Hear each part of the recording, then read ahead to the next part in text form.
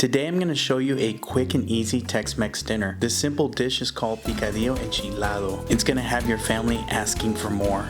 We're going to start by making a simple salsa. You're going to need 5 to 7 small tomatoes. I'm using Roma, but you can use just about any kind. You're also going to need about 3 to 5 serrano peppers. If serrano is not available where you are, you can substitute for jalapeno, but just use one at a time. The first step is roasting the tomatoes and serrano peppers.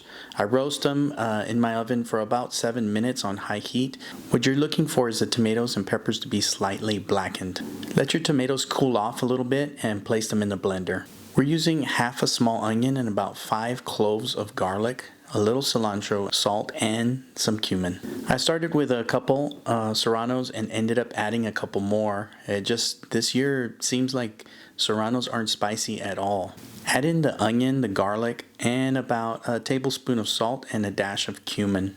I decided my salsa needed a little bit of more salt, and just remember that cooking is all about personal preference. So if you want it spicier, add a little more spice. If you want it less, add a little less spice. Now we're gonna brown up some ground beef. This is a pound of ground beef. I had a few Yukon Gold potatoes on hand, so that's what I used, but I prefer to use Russet potatoes. I just think that they absorb the flavors better. So here's the last step. Add the simple salsa that we made and submerge the whole thing. I told you it's really, really easy.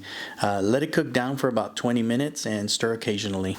Now this meal is dinner all by itself, but you can serve it with a side of rice and beans. I serve it with warm homemade flour tortillas or just a slice of white bread. Either way, it's a delicious dinner that your family will enjoy.